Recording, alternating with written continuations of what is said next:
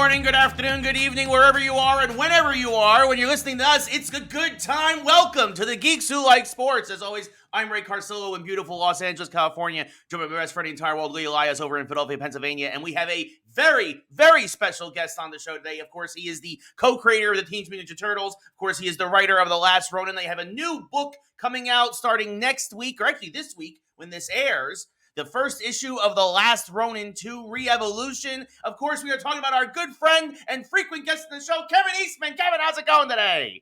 Yay! All the ships at sea. So happy to be here. So thrilled to be back with you guys. Thanks for inviting me. We really appreciate it. We love having you on the show to talk Turtles and also to talk sports. We know you're a big Patriots fan. We'll get into that a little bit later. A lot to talk about with the Pats. But, of course, this year is a big deal, Kevin, because it's also the 40th anniversary of Ninja Turtles. I remember I first actually met you during the 25th anniversary of Turtles. I can't believe we're already at 40 now. Where does the time go? You didn't have to say that, Ray. You didn't have to bring it up. I'm just saying, we're old pros. We're old pros. Listen, never grow up. It's a trap. Let me adjust my Depends, and then we'll talk more on that. It is actually. It's amazing that that really is the 40th anniversary because I was talking to Pete the other day, and it doesn't seem like it doesn't seem like it's been 40 years, and right. More because of the amazing job that I have. I get to write and draw and tell stories and characters that I created, co-created, and still be part of this for all these years is just. I use the word humbling a lot. It's just fantastic. I'm thrilled, and we've got a bunch of East Coast shows this year, so we're excited to get back to see a bunch of our fans there on the 40th anniversary tour. That's awesome. So, I mean, after 40 years, do you have like a favorite moment or a favorite story or something that in particular that stands out as like the pinnacle of that 40 years? There's so much turtle lore and whatnot and so many milestones to go through. But you have a favorite, anything that stands out for you over that time? Yes, definitely, most definitely, and there's many moments that you seem like you're outside yourself, looking back at yourself because you're going through something that's just so fantastic. But I go back to when Peter and I started self-published the first issue. It was because we loved comics. We loved Jack Kirby. We wanted to follow in his footsteps. So many other people that inspired us. And in 1985, when we got the orders in for Turtles #2, it was 15,000 copies, and we kind of did some quick calculations and figured that if we did 6 or 7 comics of these a year, we could pay our rent, eat all the Dunkin' Donuts we want, and draw comic books for a living, so to speak. And that was really, honestly, that was the moment when the dream came true, that we were pretty much fulfilling that childhood dream of writing and drawing and telling stories and working in comic books for as long as it may last. And it could have been a year, it could have been 2 years.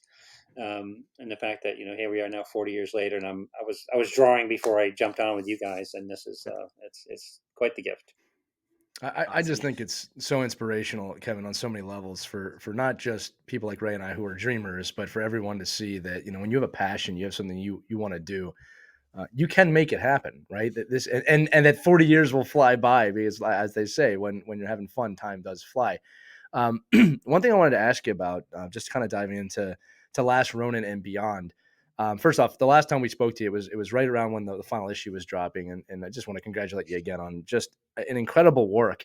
Not just the story, but a story that was able to speak to someone like Ray and I, who have been following you since the beginning, right? And to evolve with those characters. And again, we will give a spoiler alert now. If you have not read it, go read this. It's one of the greatest comic series I've ever read. But if you haven't, too bad. But to end one story and begin another, in a I don't want to call it a dark way. Maybe an adult way is a way to say it. I don't know, but what spawned us to get to this point for you? To now 40 years later, we're going to a next evolution. Well, it's a having the opportunity, I guess, is the first thing I thought of. But it was Peter and I, when we finished kind of a long story arc back in 1987, it was like issues 1 through 15, and we'd wrapped up a bunch of stuff, and we were kind of thinking of where do we go from here. And we thought of a story that took place 30 years in the future, and then just never got to tell that story. And so fast forward nearly 30 years later, when the story was originally set, the Turtles are still going, and this still was relevant. It was still important. It was based on an idea that we originally came up with. So to adapt that and then have it be the right place, the right moment, the right time, because it could just as easily have failed, I think. But it was Right. something. Again, it came from a very passionate place, an exciting place, and the fact that we get to do that with Last Ronin, and we loved that Last Ronin universe, and to be able to stay there and play a little bit longer with the second series is exciting and scary, because we have a great story to tell, but you guys might hate it. But Well, we look, here's what I'll tell you about what you've done already is that, look, when you grow up with the Turtles, you go through phases with them as an adult of, oh yeah, that's the thing I loved as a kid. But I'm reading this and I'm feeling it. Like I'm feeling the story that you wrote, and it's hitting me like I've known these characters my whole life, which I have, right? So I love the ending of new characters being introduced, and then and I'm gonna throw it to Ray because I know we're both really curious about how these characters may differ from the original, because I'll be honest with you, as a fan, that's what I'm expecting, right? I wouldn't expect you to do the same thing again for 40 years, right? So it's an interesting place to be. It is, because we don't want to. It wasn't wash, rinse, and repeat kind of thing. It was really a next evolution. Because that was the intention with Last Ronin, was to really firmly close the door on the previous history of the Turtles. I guess our approach is very similar to Batman Dark Knight, what Frank Miller did so well and so beautifully. I spent a whole lifetime stealing from him. So he's also from New England, so we can steal from each other. True Dunk but it Kings was of New England right there. but it was closing that door on the original chapter that Pete and I did, and then seeing where we could take it from there. And that's one of the things I love working with Tom Waltz and all the people we get to work with on this series.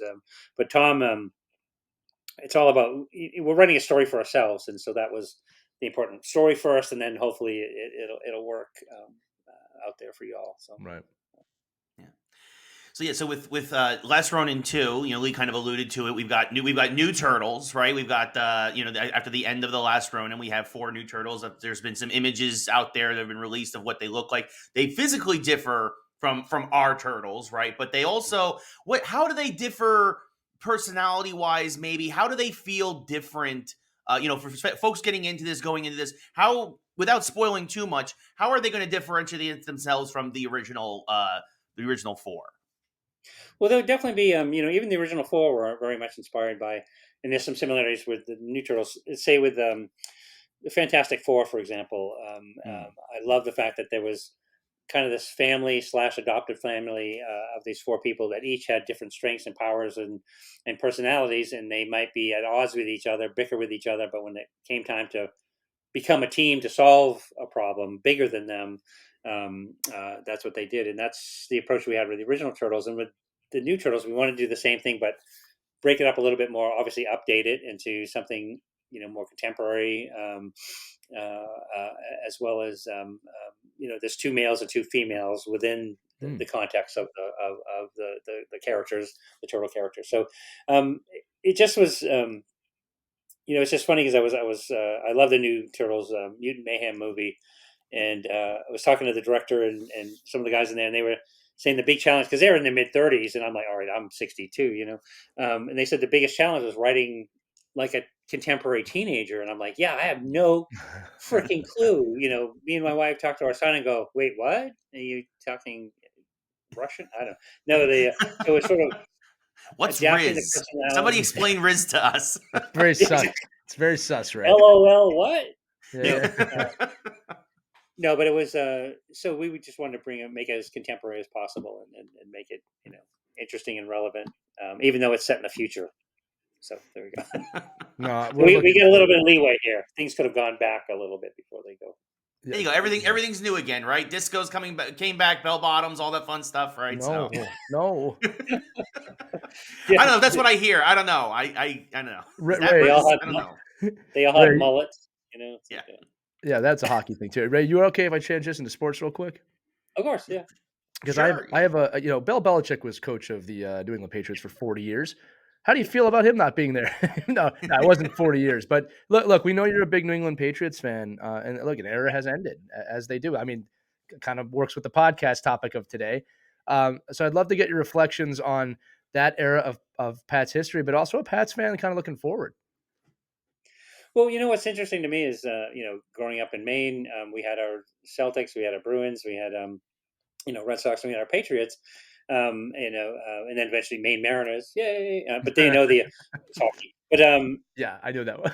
that was, and I remember, all those years of rooting for the Patriots when they just weren't the team that they became, and the Right. Drew Bledsoe and just so many of we get there and not quite, but and certainly the Belichick years, and when they became what they became. One of my favorite things is our son Shane, who's 17, and he's like, he knows more about football and sports, and he could tell you every analytic, and he's a huge Patriots fan, than I know but he's a big Patriots fan, and his friends would be like, "Oh, you just like the Patriots because they were winning." And this is back when they was Right.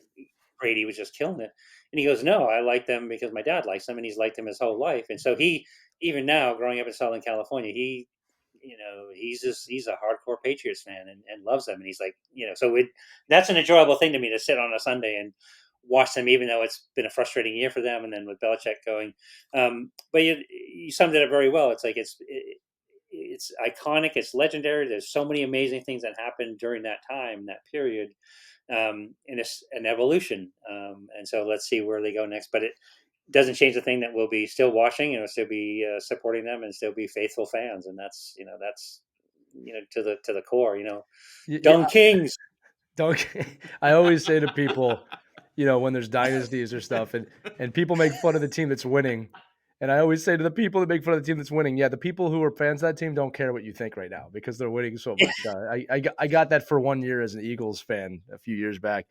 It's funny, Kevin, I was talking about that documentary on Apple TV right now called Dynasty, but right at the beginning of it, just to allude to what you were saying, there's that line, they use a comic line, like you either die the hero or live long enough to see yourself become the villain. And that's how they referred to that team because I remember, at the turn of the century, kind of rooting for him, and then that quickly turned a few years later, not being a Pats fan to not wanting that.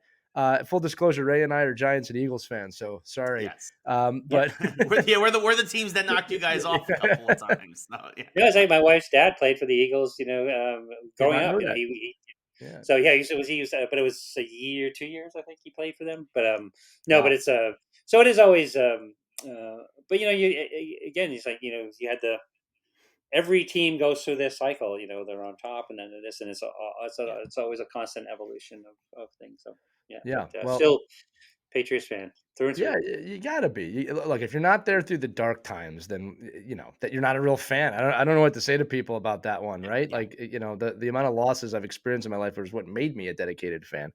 And I do got to say one more time before I throw it back to Ray for any closing remarks. Obviously, that as a hockey person my whole life, I got to thank you for bringing that into the Turtles, man, with Casey, because that was always our reference point growing up. And I sometimes I wonder if I really mean this, how much of a source of pride that was for us as young hockey players growing up, that there was a character in there that represented the sport that we love. I mean, all sports, don't get me wrong. But man, that was huge for us. It was huge. Like that was our guy. No, that was growing up in New England, growing up in Maine, especially. That's what do we do most of the winter? Right. My grandmother lived on a lake that was, that froze over, so we played hockey, and That's awesome. so that was very, having Casey, baseball bat, Red Sox, hockey, hockey Yeah. stick. It was perfect, and yeah, that's homegrown. Love it. Yeah. Very Right. cool.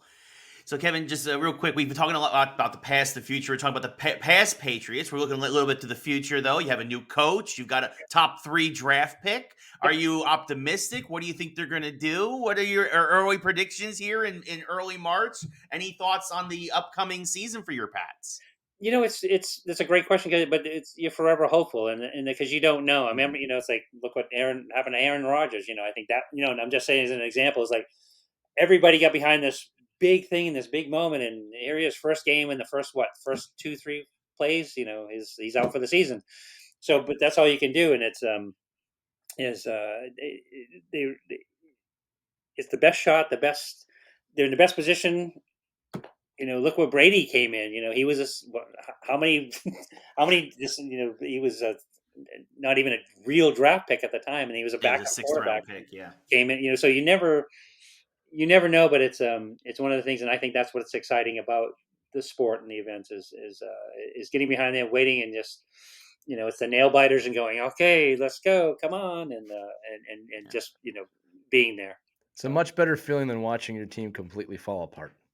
Yeah, Yeah. yeah. Which happens. That's what we would say. It happens. It happens. And then you start saying things like, "You guys remember 2017?" At least when I fall apart, it's like over there on my desk, So it's like nobody gets to see that. So and the best part about being a creator or a writer is you can write it. You can write your pain, right? Yes. So awesome. All right, guys. So last question, because I know I don't want to take up too much of your time, and I want to get you back to your drawing table and keep working on re-evolution and all that. Yes. But we talked about Patriots are kind of reinventing themselves. We're talking about the new eras and stuff. Last thing, just to bring it back to Turtles, IDW has a whole slew of new books coming out. TMNT Black, White, Green, The Untold Destiny of the Foot Clan, obviously Re-Evolution. You mentioned the Mutant Mayhem movie. There's a Last Ronin video game coming out, hopefully soon. Cannot wait to hear more about that. Yeah. What makes the Turtles so reinventable, you think, over all of these years and across different mediums, right? It's successful as a comic, as a TV show, as movies, as video games. What do you think, just to put a bow on all this, what do you think makes them so reinventable across mediums and across time? Honestly, and I don't want it to sound like a cop-out, but it's because it's not. It's the fans. It really is. It's like, it's like, look, nobody's going to tell me what I like and don't like, or that's what we are. It's like, I'm a Patriots fan. If you're a Turtles fan, it's like some of the stuff you might like more, some you might like less. You might not want to buy them anymore, but it is really the fans that step up and give us this opportunity to tell these kind of stories, because the fact that they did the last movie and it was received so well was fantastic. Yeah. You never thought of, like, really? Wow. And it's just a great story, a great idea, and it's well done, and it could fail as well as it could succeed. But the fans really decide that for us. And, it's always why, whether doing this 40th anniversary tour or coming and hanging out with you guys, it's really down to saying thanks for giving me a great career, great life, and love to see you out there on the road. And I hope to keep earning my living. I'm having a good time. Well, we're having a great time reading all about the Turtles and everything that you're doing. So we thank you as well, Kevin. So it's awesome. A two-way street, my friend. We really appreciate 100%. It. So really quick, just want to also mention, Lee, me and Kevin got the memo. He's got his great Turtle shirt on. I got my arcade game Turtle shirt on. Yeah. Lee, where's your Turtle shirt? You can't see what I have underneath, buddy. I'm wearing boxers right now. You don't know what's on this. He's got the turtle boxers on. There we go. On that note, Kevin Eastman, Kevin, thank you so much as always for the time. We really appreciate it. Thanks for hanging out here on Geeks Who Like Sports, and we hope to talk to you again soon. Look forward to it. Appreciate you having me on. Nice talking to you all. Thank you. Take care.